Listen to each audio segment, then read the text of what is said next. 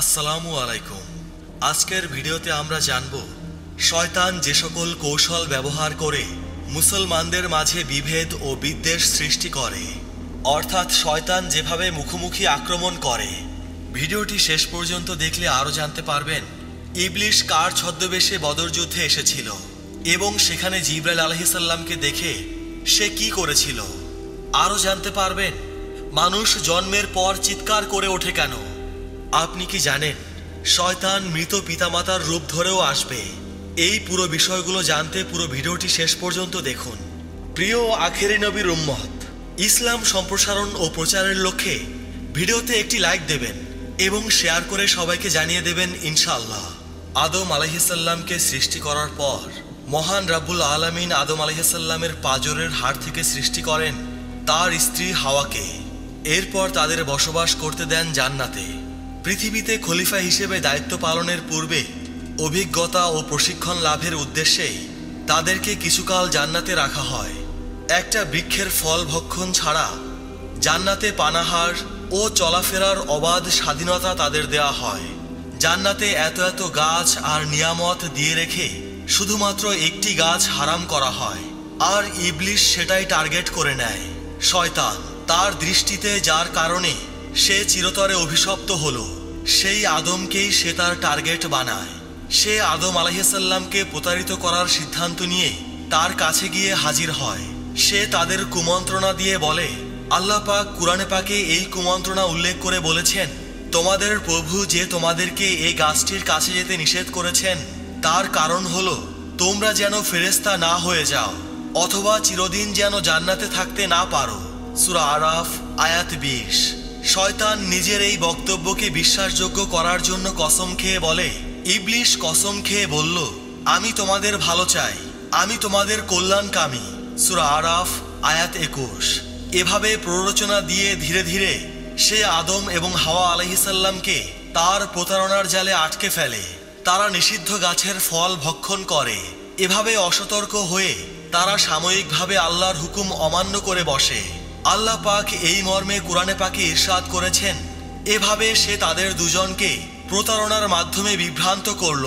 সূরা আরাফ আয়াত 22। কিন্তু তারা শয়তানের অনুকরণ করলেন না।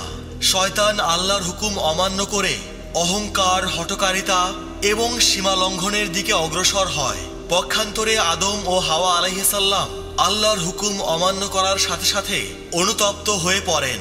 তারা তওবা করেন, নিজেদের ভুল স্বীকার করেন এবং ক্ষমা প্রার্থনা করেন। আল্লাহ পাক কুরআনে পাকে ইরশাদ করেছেন, তারা প্রার্থনা করল, আমাদের প্রভু, আমরা নিজেদের প্রতি অন্যায় করে ফেলেছি। এখন তুমি যদি আমাদের ক্ষমা না করো এবং আমাদের প্রতি করুণা না করো তবে তো আমরা ক্ষতিগ্রস্তদের মধ্যে শামিল হয়ে যাব।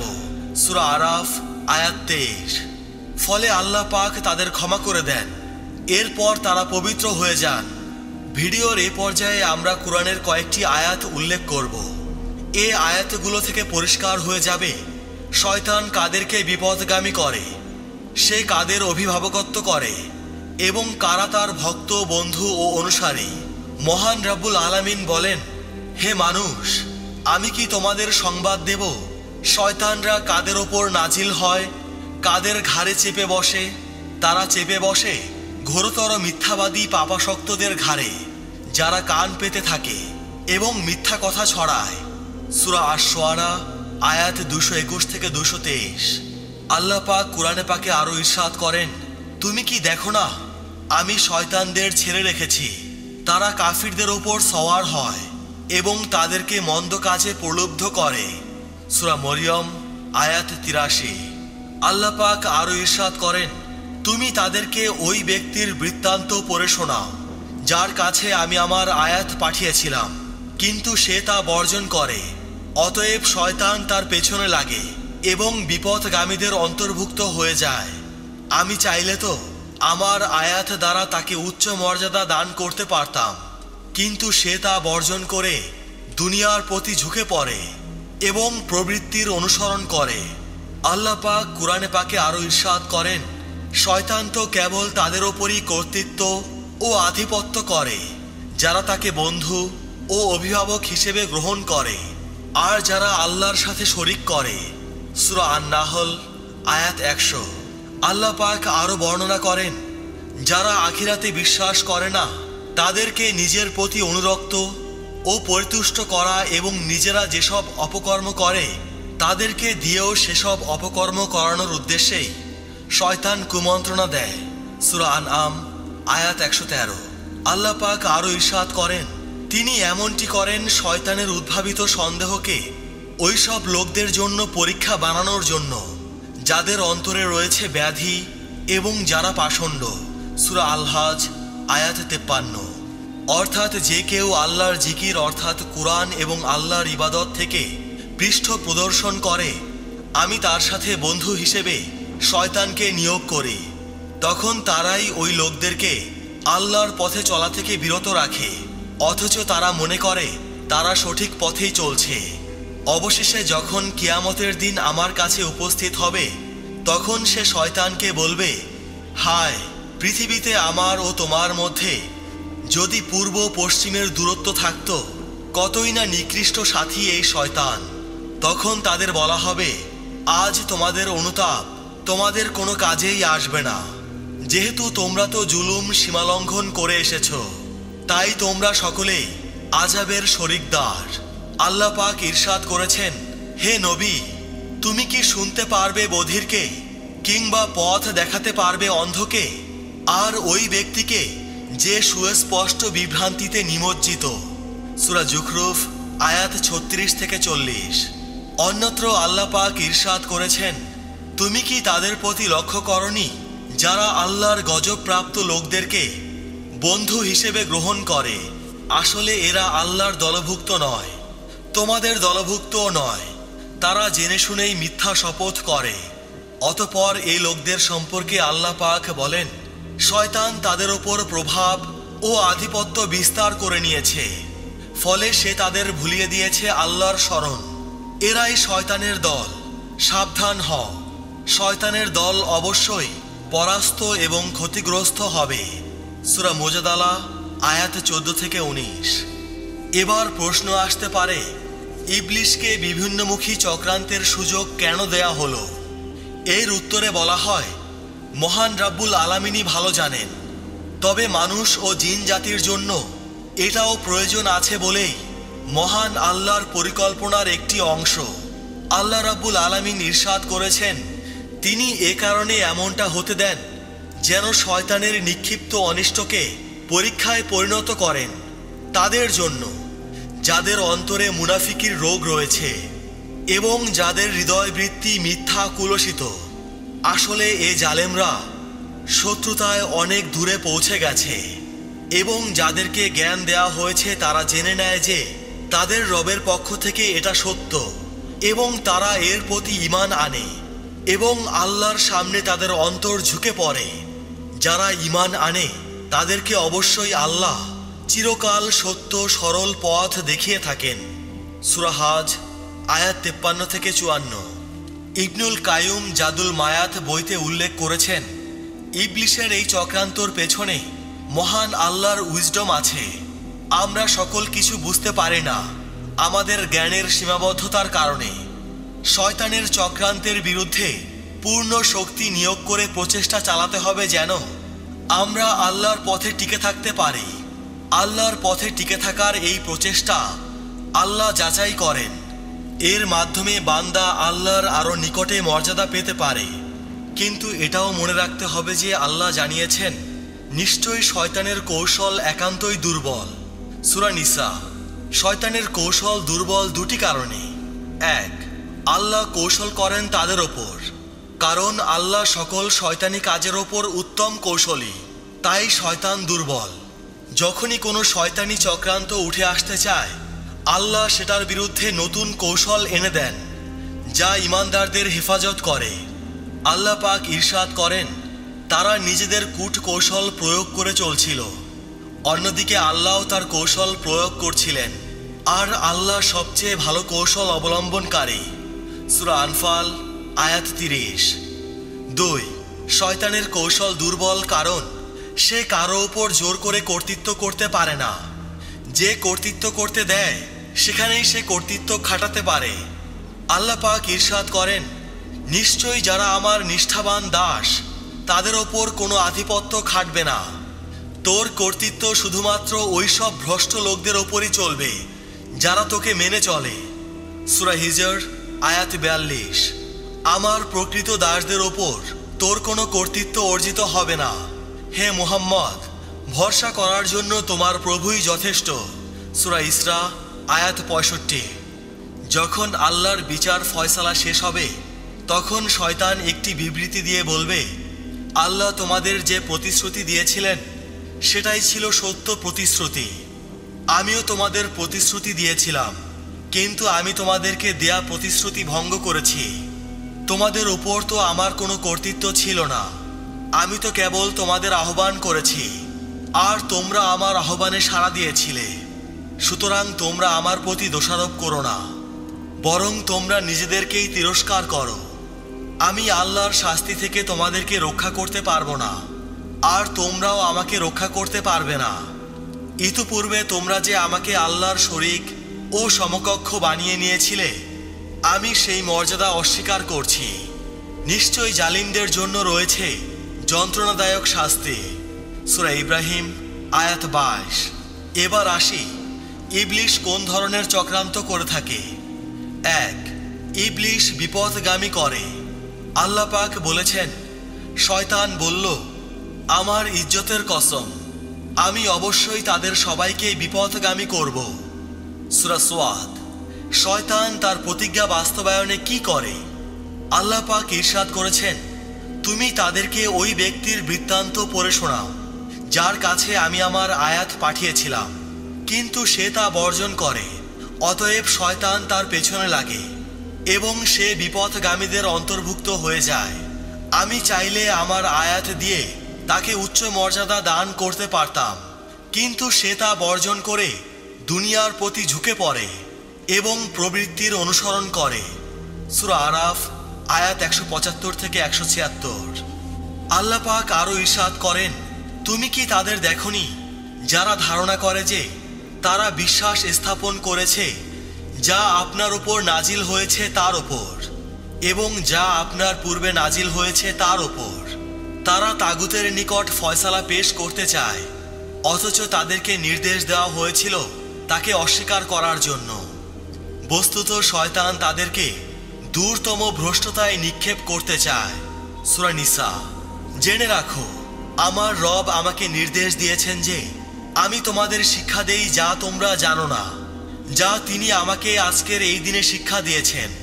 আমি আমার বান্দাকে যে সম্পদ দিয়েছি তা হালাল। নিশ্চয়ই আমি আমার সকল বান্দাদেরকে শিরক মুক্ত একনিষ্ঠ করে সৃষ্টি করেছি। অতঃপর তাদের নিকট শয়তান এসে তাদেরকে দিন থেকে বিচ্যুত করেছে। তাদের উপর যা হালাল করেছি তারা তা হারাম করেছে। এই হাদিসটি নেওয়া হয়েছে মুসলিম শরীফ থেকে। 2. শয়তানের আরেকটি কাজ ছলনা করা অর্থাৎ কৌশল করা। ইবলিশ বলল, হে প্রভু, আপনি যেহেতু আমাকে বিপথগামী করলেন, তাই পৃথিবীতে আমি মানুষের কাছে পাপ কাজগুলোকে শোভনীয় ও চমৎকার করে তুলব এবং আমি তাদের সবাইকে বিপথগামী করে ছাড়ব, কেবল তাদের মধ্যকার ওই লোকদের ছাড়া যারা আপনার মনোনীত নিষ্ঠাবান সুপথ প্রাপ্ত। আল্লাহ বললেন, হ্যাঁ, এটাই আমার কাছে পৌঁছার সরল সঠিক পথ। নিষ্ঠার সাথে সরল সঠিক পথে চলা আমার দাসদের ওপর তার কোনো প্রভাব, কর্তৃত্ব এবং আধিপত্য চলবে না। তবে বিপথগামীদের ছাড়া যারা তোর অনুসরণ করবে তাদের কথা ভিন্ন। জাহান্নামী তাদের সবার প্রতিশ্রুত আবাস। সূরা আল হিজর আয়াত 39 থেকে 43। কিন্তু মহান রব্বুল আলামিন আমাদেরকে জানিয়ে দিয়েছেন, শয়তানের কৌশল একান্তই দুর্বল। যেমন ইউসুফ আলাইহিসসালাম যখন স্বপ্নে তার ভবিষ্যতের সফলতার ইঙ্গিত পেলেন, তখন তার পিতা তাকে বললেন, বৎস, তোমার ভাইদের সামনে এ স্বপ্ন বর্ণনা করো না, তাহলে ওরা তোমার বিরুদ্ধে চক্রান্ত করবে। নিশ্চয়ই শয়তান মানুষের প্রকাশ্য শত্রু। সূরা ইউসুফ। 3. ইবলিশের প্রতিশ্রুতি। শয়তান মানুষকে মিথ্যা প্রতিশ্রুতি ও দিক নির্দেশনা দিয়ে পথভ্রষ্ট করার চেষ্টা করে। আল্লাহ পাক ইরশাদ করেছেন, আল্লাহ তাকে অভিসম্পাত করেছেন, আর সে বলেছিল যে অবশ্যই আমি তোমার বান্দাদের মধ্য থেকে একটা নির্দিষ্ট অংশকে আমার দলে টেনে নেব। আমি অবশ্যই তাদের পথভ্রষ্ট করব, তাদেরকে মিথ্যা আশ্বাস দেব, তাদেরকে আদেশ দেব যেন তারা পশুর কর্ণ ছেদন করে, এবং তাদেরকে আদেশ করব যেন তারা আল্লাহর সৃষ্টি পরিবর্তন করে।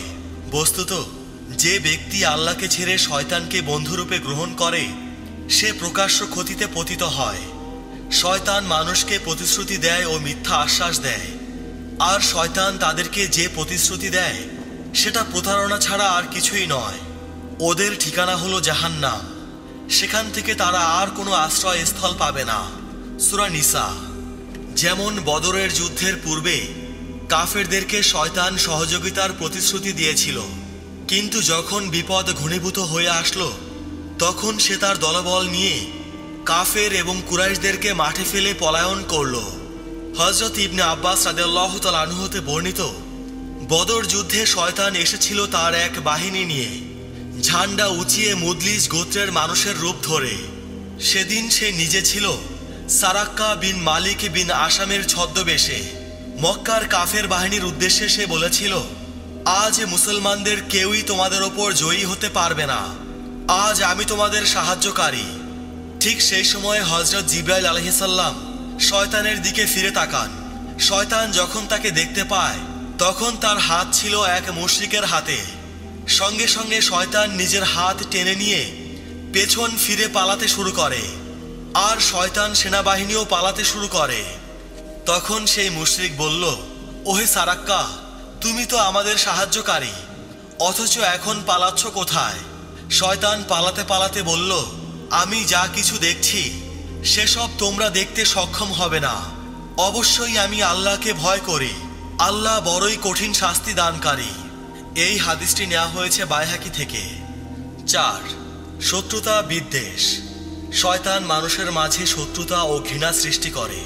মহান রাব্বুল আলামিন ইরশাদ করেছেন, শয়তান তো কেবল চায় মদ ও জুয়ার মাধ্যমে তোমাদের পরস্পরের মধ্যে শত্রুতা ও বিদ্বেষ সৃষ্টি করতে এবং আল্লাহর স্মরণ ও সালাত হতে তোমাদেরকে বিরত রাখতে। অতএব তোমরা নিবৃত্ত হবে কি? সূরা মায়েদা। তোমরা আল্লাহ ও তার রাসূলের আনুগত্য করো এবং পরস্পর কলহ করো না, অন্যথায় তোমরা দুর্বল হয়ে পড়বে এবং তোমাদের প্রভাব বিলুপ্ত হবে। আর ধৈর্য ধারণ করবে, নিশ্চয়ই আল্লাহ ধৈর্যশীলদের সাথে আছেন। সূরা আনফাল। মহান রাব্বুল আলামিন ইরশাদ করেছেন, হে নবী, তুমি আমার বান্দাদের বলো তারা যেন পরস্পর উত্তম কথা বলে, কেননা শয়তান সর্বদা তাদের মধ্যে বিভেদ সৃষ্টির উস্কানি দেয়। নিশ্চয়ই শয়তান মানুষের প্রকাশ্য শত্রু। সূরা বনী ইসরাইল। এ কারণেই রাসূল কারীম সাল্লাল্লাহু আলাইহি ওয়াসাল্লাম বলেছেন, যে আল্লাহ তাআলা ও পরকালের প্রতি বিশ্বাস স্থাপন করে সে যেন উত্তম কথা বলে অথবা চুপ থাকে। এই হাদিসটি নেওয়া হয়েছে বুখারী শরীফ থেকে। শয়তান যে সকল কূটকৌশল ব্যবহার করে মুসলমানদের মাঝে বিভেদ ও বিদ্বেষ সৃষ্টি করে, পবিত্র কুরআনে সেগুলোকে চিহ্নিত করা হয়েছে। 1. মুসলমানদের মনে পরোপকারিতা, অন্যের কল্যাণকামিতা ও মুসলিম ভ্রাতৃত্ববোধের চেতনা দুর্বল হয়ে পড়া এবং আল্লাহ ও তার রাসূলের আনুগত্য থেকে মুখ ফিরিয়ে নেওয়া পারস্পরিক ঝগড়া বিবাদের অন্যতম কারণ। ইসলামের মাহাত্ম্য ও মর্যাদা হৃদয়ে না থাকলে মুসলিম ভ্রাতৃত্ববোধ ও ইসলামী ঐক্যের গুরুত্ব মনে না থাকাই স্বাভাবিক। তখন বিভিন্ন দলে বিভক্ত হওয়াকে আর দোষের কিছু মনে হয় না। 2. মুসলিম ভ্রাতৃত্বকে দুর্বল ও নিস্তেজ করে দেওয়ার দ্বিতীয় মৌলিক মাধ্যম হল এক মুসলমান অপর মুসলমানের প্রতি কুধারণা পোষণ করা। পবিত্র কুরআনে স্পষ্টভাবে কুধারণা থেকে বেঁচে থাকতে বলা হয়েছে এবং অমূলক ধারণাকে গুনাহ হিসেবে আখ্যা দেওয়া হয়েছে। নবী করিম সাল্লাল্লাহু আলাইহি ওয়াসাল্লাম ইরশাদ করেছেন, তোমরা কুধারণা থেকে বেঁচে থাকো, নিশ্চয়ই কুধারণা সবচেয়ে বড় মিথ্যা। এই হাদিসটি নেওয়া হয়েছে বুখারী শরীফ থেকে। 3. কুধারণা থেকে গীবত ও অপবাদের মতো বিভিন্ন দুরারোগ্য ব্যাধি জন্ম নেয়। কারো প্রতি কুধারণা সৃষ্টি হলে মনের ক্ষোভ ও ঘৃণা প্রকাশের জন্য সংশ্লিষ্ট ব্যক্তির দোষগুলো মনের আনন্দে বর্ণনা করার একটা পঙ্কিল ধারা শুরু হয়ে যায়। কারো অনুপস্থিতিতে তার দোষ ত্রুটি আলোচনা করাকে গীবত বলা হয়। কোরআনের দৃষ্টিতে গীবত মৃত ভাইয়ের গোশত খাওয়ার নামান্তর। গীবত এত সূক্ষ্ম গুনাহ যে কোনো কোনো পরহেজগার ব্যক্তিও এই গুনাহে জড়িয়ে পড়ে। এটা যে গুনাহ, তখন তাদের মনে এই বিষয় জাগ্রত থাকে না, কারণ অন্যের দোষ বর্ণনা করার মধ্যে মন এক ধরনের মিথ্যা আনন্দ খুঁজে পায়। তাই মানুষের মন মধু মনে করে এই বিষ পান করতেই থাকে। 4, চতুর্থ বিষয় ভুল ও মিথ্যা সংবাদ প্রচার করা। কারো প্রতি ঘৃণা জন্মালে অনেক সময় তা কেবলমাত্র গীবতের মধ্যেই সীমাবদ্ধ থাকে না, বরং তখন অলীক সব কল্পকাহিনী বানিয়ে সংশ্লিষ্ট ব্যক্তির বিরুদ্ধে বিভিন্ন সত্য মিথ্যা প্রচার করা হয়। কখনো তো মূল ব্যাপারটি একরকম থাকে, আর এর সাথে নিজ থেকে বিভিন্ন কথা জড়িয়ে রং লাগিয়ে বিষয়টিকে সম্পূর্ণ ভিন্ন রূপে দেওয়া হয়। বাস্তবতা তখন পুরোপুরি বদলে যায়। অনেক কবিরা গুনার সমন্বয়ে এ পরিবর্তন প্রক্রিয়া সম্পন্ন হয়। মিথ্যা, গীবত, অপবাদ, মুসলমানকে লাঞ্ছিত করা, মনে কষ্ট দেওয়া ইত্যাদি কবিরা গুনার সাথে জড়িয়ে থাকে। তাই কারো ব্যাপারে কোনো কিছু শুনলে যাচাই বাছাই করে তা বিশ্বাস করা এবং সত্য মনে করে কোনো পদক্ষেপ নেওয়ার জন্য পবিত্র কোরআনে আদেশ দেওয়া হয়েছে। সেই সাথে এমন অবাস্তব সংবাদদাতাদেরকে ফাসিক আখ্যায়িত করে অবিশ্বাসযোগ্য ঘোষণা দেওয়া হয়েছে। একে অন্যের বিরুদ্ধে যখন এমন ভুল ও মিথ্যা সংবাদ ব্যাপকভাবে প্রচারিত হতে থাকে, তখন পরস্পরের মাঝে শত্রুতার আগুন জ্বলে ওঠে। ফলে মুসলমানদের যে সময় ও শক্তি কাফেরদের মোকাবেলায় ব্যয় হওয়া উচিত ছিল, তা নিজেদের কোন্দল ও রেষারেষির মাঝেই ব্যয় হয়ে যায়। প্রত্যেকেই অন্যকে দোষী প্রমাণিত করে খাটো করে দেখানোর জন্য নিজের সমস্ত মেধা ও প্রতিভা খরচ করে। এভাবে মুসলমানদের সময় ও শক্তি, যোগ্যতা ও প্রতিভা এবং ধন সম্পদ নিজেদের মাথা ফাটাফাটিতে শেষ হয়ে যায়, আর ইসলাম ও মুসলমানদের শত্রুরা তৃপ্তির ঢেকুর তুলতে থাকে।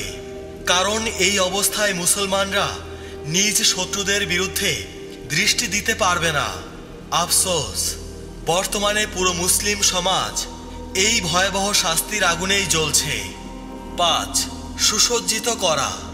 শয়তান মানুষের সামনে পাপ, অশালীন ও অশ্লীল কাজকর্মকে সুন্দর ও সুসজ্জিত করে উপস্থাপন করে। ফলে তাকে ভালো কাজ মনে করে মানুষ আমল করে জাহান্নামী হয়ে যায়। শয়তানের এই ভাষাকে মহান রাব্বুল আলামিন উল্লেখ করে বলেন, সে বলল, হে আমার পালনকর্তা, যেহেতু তুমি আমাকে বিপথগামী করলে, সেহেতু আমিও পৃথিবীতে তাদের নিকট পাপ কর্মকে শোভনীয় করব এবং তাদের সবাইকে পথভ্রষ্ট করব, তবে তাদের মধ্য থেকে তোমার নির্বাচিত বান্দারা ব্যতীত। সূরা হিজর। আল্লাহ পাক অন্যত্র বলেন, আমি তোমার পূর্বে বহু জাতির নিকট রাসূল প্রেরণ করেছি, অতঃপর শয়তান তাদের মন্দ কর্মসমূহকে শোভনীয় করে দেখিয়েছিল। সে আজ তাদের অভিভাবক, আর তাদের জন্য রয়েছে মর্মন্তুদ শাস্তি। সূরা নাহল। 6, কুমন্ত্রণা। শয়তান মানুষের মনের মাঝে কুমন্ত্রণা, প্ররোচনা, সংশয়, সন্দেহ, অবিশ্বাস প্রবেশ করিয়ে পথভ্রষ্ট করার প্রচেষ্টা চালায়। মিথ্যা প্ররোচনার মাধ্যমে আদম ও হাওয়া আলাইহিসসালামকে জান্নাত থেকে বের করে দেয়। এ ঘটনা পবিত্র কোরআনে সবিস্তারে বর্ণিত হয়েছে। মহান রাব্বুল আলামিন বলেন, অতঃপর তাদের লজ্জাস্থান যা পরস্পর থেকে গোপন ছিল তা প্রকাশ করে দেবার জন্য শয়তান তাদের কুমন্ত্রণা দিল এবং বলল, তোমাদের প্রতিপালক এই বৃক্ষ থেকে তোমাদের নিষেধ করেছেন কেবল এই জন্য যে তাহলে তোমরা দুজন ফেরেশতা হয়ে যাবে, অথবা এখানে চিরস্থায়ী বসবাসকারী হয়ে যাবে। সূরা আরাফ। রাসূল করিম সাল্লাল্লাহু আলাইহি ওয়াসাল্লাম বলেছেন, তোমাদের কারো নিকট শয়তান আসতে পারে এবং বলতে পারে, ওই বস্তু কে সৃষ্টি করেছে, এই বস্তু কে সৃষ্টি করেছে, এমনকি শেষ পর্যন্ত বলে বসবে, তোমাদের রবকে কে সৃষ্টি করেছে। যখন ব্যাপারটি এমন পর্যায়ে পৌঁছে যাবে, তখন সে যেন অবশ্যই আল্লাহর নিকট আশ্রয় চায় এবং সে যেন এমন চিন্তা থেকে বিরত হয়ে যায়। এই হাদিসটি নেওয়া হয়েছে বুখারী শরীফ থেকে। 7, ধোঁকা দেওয়া। শয়তান মানুষকে নানাভাবে ধোঁকা দেয়। সে মানুষকে ছলনা ও ধোঁকাপূর্ণ প্রতিশ্রুতি দেয়। মহান রাব্বুল আলামিন বলেন, শয়তান তাদেরকে যে প্রতিশ্রুতি দেয় তা ছলনা মাত্র। বনি ইসরাইল, ধোঁকা দিয়ে শয়তান মানুষের মাঝে ফিতনা সৃষ্টি করে, এমনকি স্বামী স্ত্রীর মধ্যে বিচ্ছেদ সৃষ্টি করে দেয়। রাসূল করিম সাল্লাল্লাহু আলাইহি ওয়াসাল্লাম বলেছেন, ইবলিশ পানির ওপর তার সিংহাসন স্থাপন করে তার বাহিনী প্রেরণ করে। তাদের মধ্যে তার সর্বাধিক নৈকট্যপ্রাপ্ত সেই যে সর্বাধিক ফিতনা সৃষ্টিকারী। তাদের একজন এসে বলে, আমি অমুক অমুক কাজ করেছি। ইবলিশ বলে, তুমি কিছুই করনি। অতঃপর অন্যজন এসে বলে, অমুকের সাথে আমি সকল প্রকার ধোঁকার আচরণ করেছি, অবশেষে তার ও তার স্ত্রীর মাঝে বিচ্ছিন্ন করে দিয়েছি। অতঃপর শয়তান তাকে তার নিকটবর্তী করে নেয় এবং বলে, হ্যাঁ, তুমি একটা বড় কাজ করেছ। এই হাদিসটি নেওয়া হয়েছে মুসলিম শরীফ থেকে। কবরবাসীরা কারো কল্যাণ বা অকল্যাণ করতে পারে না, তাই কবরবাসীদের নিকট কোনো কিছু কামনা করা জায়েজ নয়, বরং শিরক। যদিও কোনো কোনো কবর থেকে অলৌকিক কোনো কিছু প্রকাশ হয়ে থাকে, যেমন কবর থেকে আলো বের হওয়া, সুঘ্রাণ বের হওয়া ইত্যাদি। আমরা অনেক সময় শুনে থাকি কারো কবরের ওপর ওই মৃত ব্যক্তিকেই দাঁড়ানো অবস্থায় বা বসা অবস্থায় অথবা অন্য কোনো অচেনা মৃত ব্যক্তিকে দেখেছে।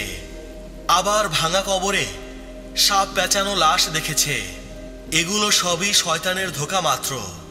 মনে রাখতে হবে, কবরের কোনো শাস্তি নবী ব্যতীত পৃথিবীর কোনো মানুষ ও জিনকে দেখানো হবে না। এই হাদিসটি নেওয়া হয়েছে বুখারী শরীফ থেকে।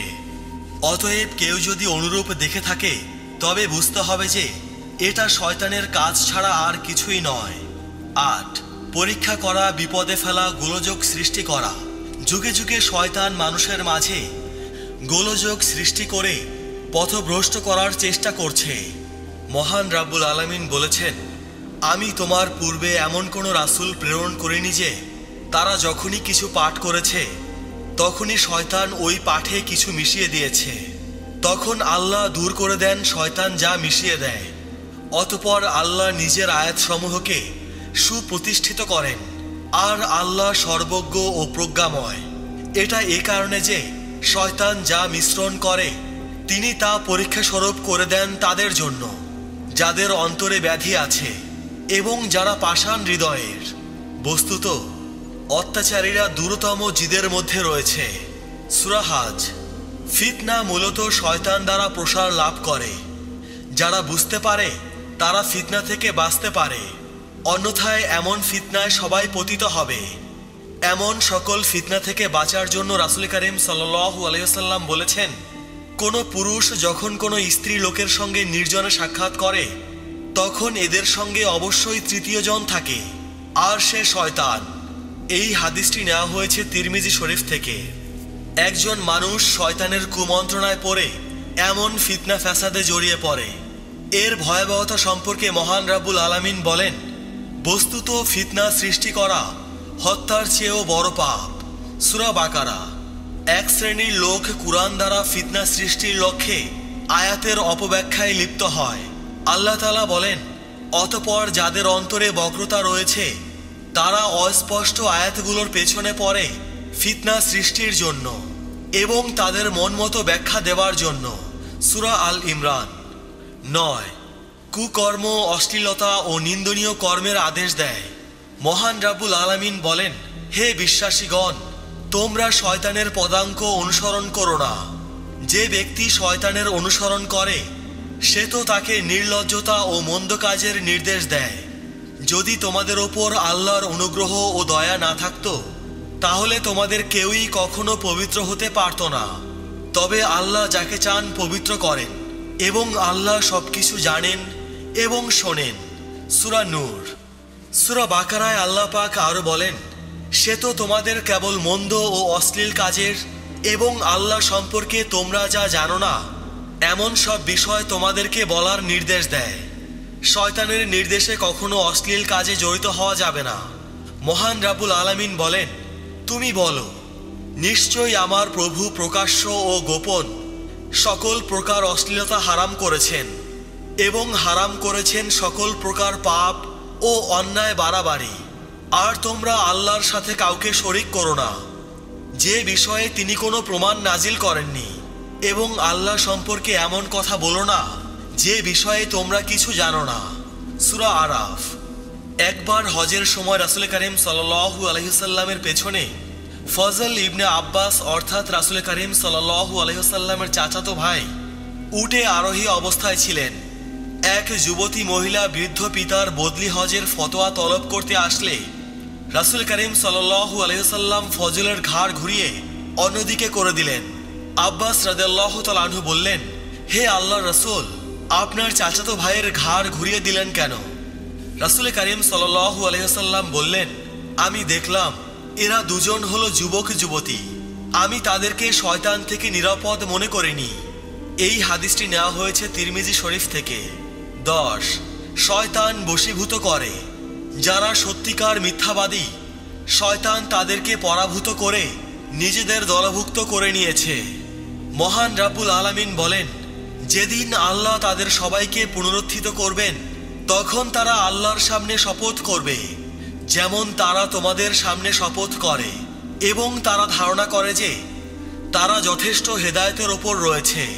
সাবধান, ওরাই হলো মিথ্যাবাদী, শয়তান তাদের ওপর বিজয়ী হয়েছে। সূরা মুজাদালা।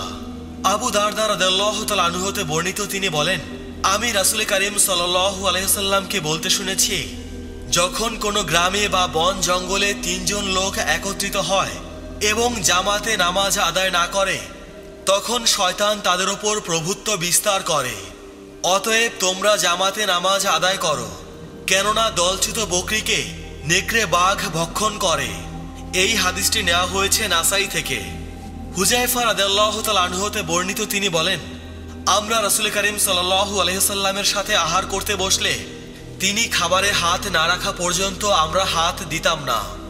ইবনুল কাইয়িম আল জাওজিয়া রহমতুল্লাহি আলাই বলেন, সাবধান, জেনে রেখো, ইবলিসের প্রথম প্ররোচনা হলো মানুষকে ইলম অর্জনে বাধা প্রদান করা, কারণ ইলম হলো হেদায়েতের আলো। যদি এই আলো নিভিয়ে দিতে পারে তাহলে মানুষকে জাহিলিয়াতের অন্ধকারে যেমন খুশি তেমন ডুবিয়ে দিতে পারবে, এমনকি তাদের ভক্তদের বিবাহের মতো সুন্নাত পরিত্যাগ করতে উদ্বুদ্ধ করে, সংসার বিরাগী করে সুফি মতবাদের দিকে ঠেলে দেয়, গ্রহণ করে বৈরাগ্য সাধন, ইবাদত করে পাহাড়ে বসে, ত্যাগ করে ঝুমা ও জামাত। 11 শয়তানের কাজ হলো প্ররোচনা দেওয়া, বার্তা পাঠানো। শয়তান ইসলামের অনুসারীদের বিরুদ্ধে তার ভক্ত বন্ধুদের লেলিয়ে দেয়। শয়তান তার সমর্থকদের মাঝে প্ররোচনা দেয়, ফলে ঝগড়া, বিবাদ ও ফিতনা ফাসাদ বৃদ্ধি পেতে থাকে। আল্লাহ তাআলা বলেন, আর শয়তান তাদের বন্ধুদের প্ররোচনা দেয় যেন তারা তোমাদের সাথে বিতণ্ডা করে, তবে তোমরা যদি তাদের শিরকি যুক্তির আনুগত্য করো তাহলে তোমরা অবশ্যই মুশরিক হয়ে যাবে। সূরা আনআম। আল্লাহ পাক আরো বলেন, এভাবে আমি প্রত্যেক নবীর জন্য মানুষ ও জিনের মধ্য থেকে বহু শয়তানকে শত্রুরূপে নিযুক্ত করেছি। তারা প্রতারণার উদ্দেশ্যে একে অপরকে চাকচিক্যপূর্ণ কথা দ্বারা প্ররোচনা দেয়। সূরা আনআম। যেসব লোক ইসলামের প্রচলন, অনুসরণ ও বাস্তবায়নকে পছন্দ করে না, শয়তান তাদের বন্ধু হয়ে যায়। সে তাদেরকে ইসলামের অনুসারীদের শত্রুতা ও বিরুদ্ধাচারণ করতে উস্কে দেয়। আল্লাহ পাক ইরশাদ করেছেন, নিশ্চয়ই শয়তানরা তাদের বন্ধুদেরকে তোমাদের সাথে বিবাদে লিপ্ত হতে উস্কে দেয়। তোমরা যদি তাদের আনুগত্য করো তাহলে অবশ্যই তোমরা মুশরিক হয়ে যাবে। সূরা আল আনআম আয়াত 121। প্রত্যেক নবী ও তার খাঁটি অনুসারীদের বিরুদ্ধে জিন শয়তান ও মানুষ শয়তান দুশমনিতে লিপ্ত হয়েছে। তারা পরস্পরকে নবী ও নবীর অনুসারীদের বিরুদ্ধে দুশমনি করতে উস্কে দিয়েছে।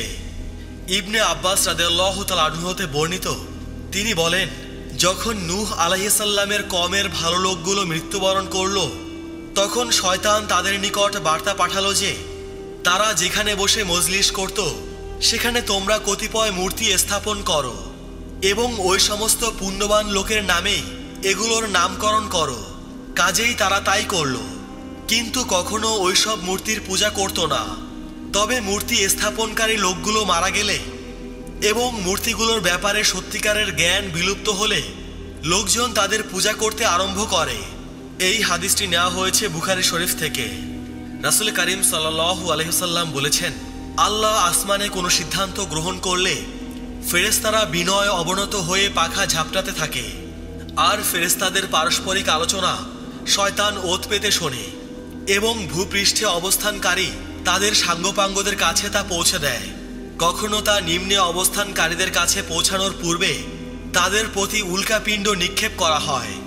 আসমানে যে কথা শোনে সেটা পৃথিবীতে এসে গণক বা জাদুকরদের সামনে শয়তান পেশ করে। আবার কখনো তারা কিছুই শুনতে পায় না, বরং নিজেদের পক্ষ থেকে তা গণক ও জাদুকরদের মুখে তাদের কথার সাথে সত্য মিথ্যা যোগ করে পেশ করে। কেবল তাই সত্য হয় যেটা তারা আসমান থেকে শোনে।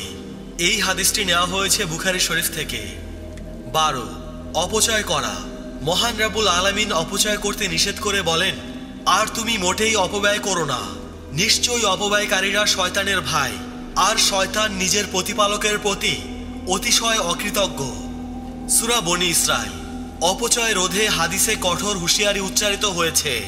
নবী করিম সাল্লাল্লাহু আলাইহি ওয়াসাল্লাম বলেছেন, অবশ্যই আল্লাহ তোমাদের জন্য হারাম করেছেন মায়েদের সাথে অবাধ্য আচরণ করা, অধিকার প্রদানে বিরত থাকা ও অনধিকার কিছু প্রার্থনা করা এবং জীবন্ত কন্যা প্রথিত করা। আর তোমাদের জন্য অপছন্দ করেছেন ভিত্তিহীন বাজে কথা বলা, অধিক প্রশ্ন করা, ধন সম্পদ অপচয় করা। এই হাদিসটি নেওয়া হয়েছে বুখারী শরীফ থেকে। দয়াময় আল্লাহর বান্দাদের গুণাবলী উল্লেখ করতে গিয়ে মহান রব্বুল আলামিন বলেছেন, তারা যখন ব্যয় করে তখন অপব্যয় করে না বা কৃপণতাও করে না, বরং তারা মধ্যবর্তী অবস্থায় থাকে। সূরা ফুরকান। তাহলে বোঝা গেল অপচয়কারী শয়তানের ভাই, আর অপচয় না করা হচ্ছে দয়াময় আল্লাহর খাঁটি বান্দা হিসেবে নিজেকে পরিগণিত করা। 13. জাদু করা। জাদু করা শয়তানের কাজ, এটা কবিরা গুনাহ।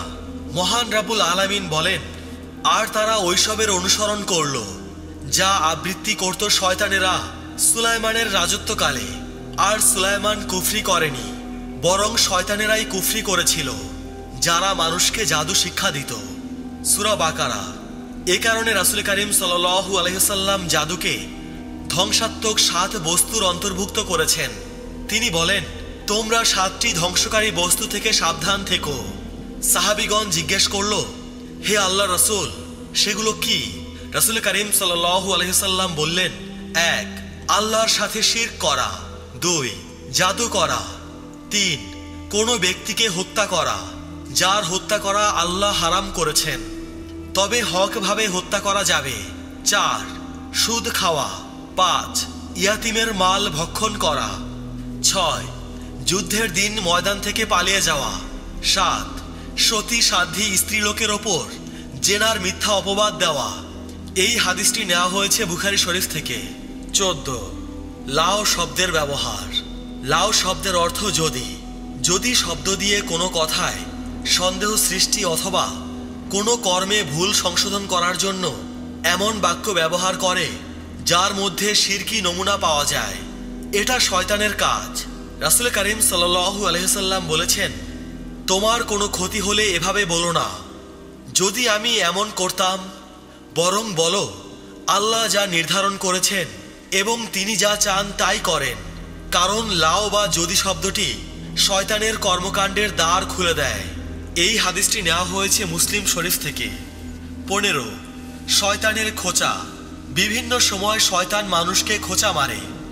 যেমন জয়নব বিনতে জাহাসের বোন হামনা বিনতে জাহাস হতে বর্ণিত, তিনি বলেন, আমি চরম মাসিক সংক্রান্ত রোগে আক্রান্ত ছিলাম। তখন রাসূল করিম সাল্লাল্লাহু আলাইহি ওয়াসাল্লামের নিকটে এসে এ বিষয়ে ফতোয়া জানতে চাইলে তিনি বললেন, নিশ্চয়ই এটা হলো শয়তানের খোঁচা। এই হাদিসটি নেওয়া হয়েছে তিরমিজি শরীফ থেকে। আল্লাহ পাক বলেন, যারা সুদ ভক্ষণ করে তারা কিয়ামতের দিন দাঁড়াতে পারবে না। এর কারণ এই যে তারা বলে ক্রয় বিক্রয় তো সুদের মতোই। সূরা বাকারা। রাসূল করিম সাল্লাল্লাহু আলাইহি ওয়াসাল্লাম বলেছেন, আদম সন্তানদের প্রতি ফেরেশতাদের একটি স্পর্শ রয়েছে এবং শয়তানেরও একটি স্পর্শ রয়েছে। ফেরেশতার স্পর্শ হলো কল্যাণ কাজে উৎসাহিত করা এবং সত্যকে স্বীকার করা, আর শয়তানের স্পর্শ হলো মন্দ কাজের প্ররোচনা দেওয়া ও সত্যকে অস্বীকার করা। অতঃপর রাসূল করিম সাল্লাল্লাহু আলাইহি ওয়াসাল্লাম কোরআনের আয়াত পাঠ করলেন, শয়তান তোমাদের দারিদ্র্যের ভয় দেখায় এবং অশ্লীল কাজের নির্দেশ দেয়, আর আল্লাহ তাআলা তোমাদেরকে ক্ষমা ও অনুগ্রহের প্রতিশ্রুতি দেন। সূরা বাকারা। অন্যত্র আল্লাহ পাক বলেন, এমন কোনো আদম সন্তান নেই যাকে জন্মের সময় শয়তান স্পর্শ করে না, আর শয়তানের স্পর্শের কারণেই সে চিৎকার করে ওঠে, তবে মারিয়াম আলাইহিসসালাম এবং তার ছেলে ঈসা আলাইহিসসালাম ব্যতীত। এই হাদিসটি নেওয়া হয়েছে বুখারী শরীফ থেকে। আল্লাহ পাক আরও বলেন, বিচারক যতক্ষণ জুলুমে লিপ্ত না হবে ততক্ষণ আল্লাহ তাআলা তার সঙ্গে থাকবেন। যখন সে জুলুমে লিপ্ত হয় তখন তিনি তাকে ছেড়ে চলে যান, আর শয়তান তাকে আঁকড়ে ধরে। এই হাদিসটি নেওয়া হয়েছে তিরমিজি শরীফ থেকে। 16. শয়তানের পেশাব। নামাজ আদায় না করে সকাল পর্যন্ত ঘুমিয়ে থাকলে শয়তান ওই ব্যক্তির কানে পেশাব করে দেয়। আব্দুল্লাহ রাদিয়াল্লাহু তাআলা আনহু হতে বর্ণিত, তিনি বলেন, রাসূল করিম সাল্লাল্লাহু আলাইহি ওয়াসাল্লামের নিকট এমন এক লোকের কথা উল্লেখ করা হলো যে সারা রাত এমনকি ভোর পর্যন্ত ঘুমিয়েছিল। তখন রাসূল করিম সাল্লাল্লাহু আলাইহি ওয়াসাল্লাম বললেন, সে এমন লোক যার উভয় কানে, অথবা তিনি বলেছেন তার কানে শয়তান পেশাব করেছে। এই হাদিসটি নেওয়া হয়েছে বুখারী শরীফ থেকে। 17. শয়তানের গিট। ঘুমন্ত ব্যক্তির ঘাড়ে শয়তান মন্ত্র পড়ে গিট দেয় যেন সে নামাজের জন্য উঠতে না পারে। রাসূল করিম সাল্লাল্লাহু আলাইহি ওয়াসাল্লাম বলেছেন, তোমাদের কেউ যখন ঘুমিয়ে পড়ে তখন শয়তান তার ঘাড়ের পশ্চাৎ অংশে 3টি গিট দেয়।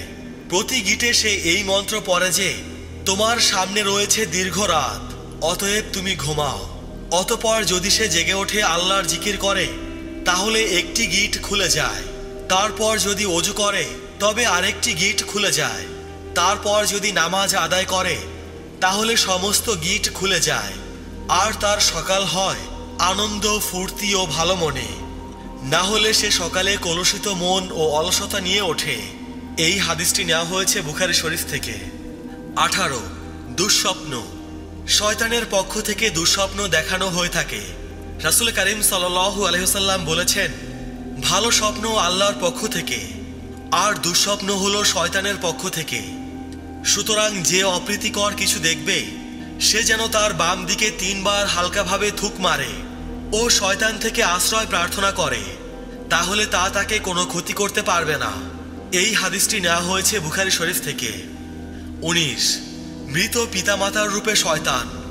আবু উমামা আল বাহিলি রাদিয়াল্লাহু তাআলা আনহু থেকে বর্ণিত, তিনি বলেন, রাসূল করিম সাল্লাল্লাহু আলাইহি ওয়াসাল্লাম আমাদের উদ্দেশ্যে ভাষণ দিলেন।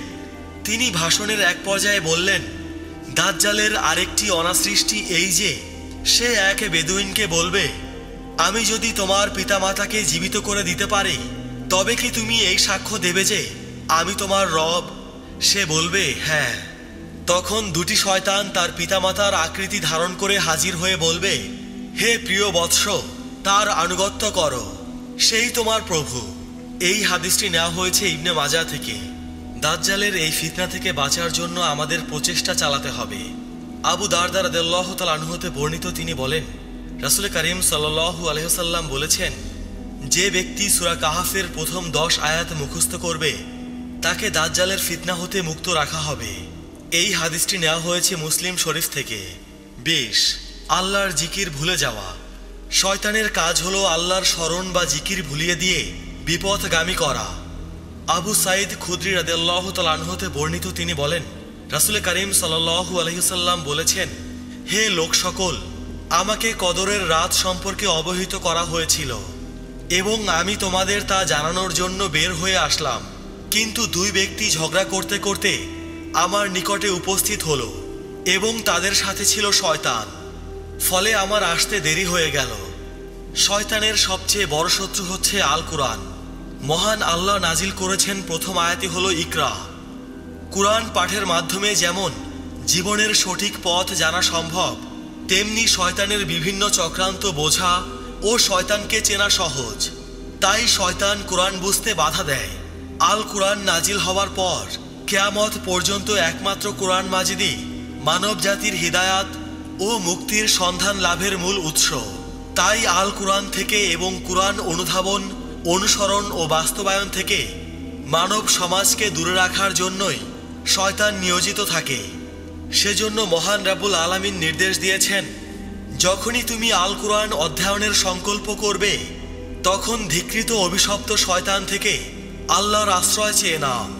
সূরা আন-নাহল আয়াত ৯৮। এর মর্ম কেবল এতটুকুই নয় যে মুখে শুধুমাত্র উচ্চারণ করলেই হয়ে যাবে, বরং সেই সাথে কুরআন পড়ার সময় শয়তানের বিভ্রান্তিকর প্ররোচনা থেকে মুক্ত থাকার বাসনাও পোষণ করতে হবে এবং তার প্ররোচনা থেকে নিষ্কৃতি লাভের প্রচেষ্টা চালাতে হবে। ভুল ও অনর্থক সন্দেহ সংশয়ে লিপ্ত হওয়া যাবে না। কুরআনের প্রত্যেকটি কথাকে তার সঠিক মর্মের আলোকে দেখতে হবে। ২৩ সালাতে শয়তানের অংশ। আব্দুল্লাহ ইবনে মাসউদ রাদিয়াল্লাহু তাআলা আনহু বলেছেন, তোমাদের কেউ যেন নিজের নামাজের কোনো কিছু শয়তানের জন্য না করে, তা হলো শুধুমাত্র ডান দিকে ফিরা আবশ্যক মনে করা। আমি নবী করিম সাল্লাল্লাহু আলাইহি ওয়াসাল্লামকে অধিকাংশ সময় বাম দিকে ফিরতে দেখেছি। এই হাদিসটি নেওয়া হয়েছে বুখারী শরীফ থেকে। নামাজে মুসল্লির মনোযোগ বিঘ্ন করার জন্য শয়তান ছো মারে। আয়েশা রাদিয়াল্লাহু তাআলা আনহা হতে বর্ণিত, তিনি বলেন, আমি রাসূল করিম সাল্লাল্লাহু আলাইহি ওয়াসাল্লামকে নামাজে এদিক সেদিক তাকানো সম্পর্কে জিজ্ঞেস করলাম। উত্তরে তিনি বলেন, এ হলো এক ধরনের ছো মারা। এতে শয়তান কারো নামাজ থেকে ছো মেরে কিছু অংশ নিয়ে যায়। এই হাদিসটি নেওয়া হয়েছে বুখারী শরীফ থেকে। রাসূল করিম সাল্লাল্লাহু আলাইহি ওয়াসাল্লাম আরও বলেছেন, যখন নামাজের জন্য আহ্বান করা হয় শয়তান পিঠ পিছে দৌড়ায় যতক্ষণ না সে আজান শুনতে পায়। যখন আজান শেষ হয় সে সামনে অগ্রসর হয়। যখন নামাজের কাতার সোজা করা হয় সে পিঠ ফিরে চলে যায়। অতঃপর যখন একামাত শেষ হয় সে মানুষকে ও তার প্রবৃত্তিকে ধোঁকা দেয়। সে বলে, তুমি অমুক জিনিস স্মরণ করো, ওটা মনে করো, যা সে ইতিপূর্বে মনে করতে পারছিল না। এভাবে মানুষ কত রাকাত নামাজ পড়েছিল তা বলতে পারে না। এই হাদিসটি নেওয়া হয়েছে বুখারী শরীফ থেকে। একবার উসমান ইবনে আস নবী করিম সাল্লাল্লাহু আলাইহি ওয়াসাল্লামের কাছে আসলেন। অতঃপর বললেন, হে আল্লাহ রাসূল, শয়তান আমার তেলাওয়াত, নামাজ এবং আমার মাঝে বসে রয়েছে। সে আমার কাছে এগুলোকে সন্দিহান করে তোলে। রাসূল করিম সাল্লাল্লাহু আলাইহি ওয়াসাল্লাম বললেন, ওটা শয়তান, তাকে খাতরাব বলা হয়। যখন তুমি তাকে উপলব্ধি করো আল্লাহর নামে তার কাছ থেকে আশ্রয় চাইবে এবং বাম দিকে ৩ বার থুক ফেলবে। তিনি বলেন, আমি এমনটা করেছি। এরপর আল্লাহ তাআলা তাকে আমার থেকে দূর করে দিয়েছেন। শয়তান মুমিনদের ইবাদতে ব্যাঘাত সৃষ্টি করে ইবাদত নষ্ট করে দেয়, যাতে সে পুণ্য থেকে বঞ্চিত হয় এবং আল্লাহ থেকে দূরে সরে যায়। উসমান ইবনে আবুল আস রাদিয়াল্লাহু তাআলা আনহু থেকে বর্ণিত, তিনি বলেন, আমি একবার রাসূল করিম সাল্লাল্লাহু আলাইহি ওয়াসাল্লামের কাছে আরজ করলাম, হে আল্লাহর রাসূল, শয়তান আমার মধ্যে ও আমার নামাজ ও কিরাতের মধ্যে অন্তরায় হয়ে দাঁড়ায়, তাতে জটিলতা সৃষ্টি করে। রাসূল করিম সাল্লাল্লাহু আলাইহি ওয়াসাল্লাম বললেন, তুমি যখন তার উপস্থিতি অনুভব করবে তখন তার কুমন্ত্রণা হতে আল্লাহর কাছে আশ্রয় প্রার্থনা করবে এবং তোমার বাম দিকে ৩ বার থুতু ফেলবে। এই হাদিসটি নেওয়া হয়েছে মুসলিম শরীফ থেকে। প্রিয় মুসলমান ভাই ও বোনেরা, আজকের ভিডিও এ পর্যন্তই। সবাই ভালো থাকবেন। আল্লাহ রাব্বুল আলামিন আমাদের সবাইকে হিদায়াত দান করুন। আমিন।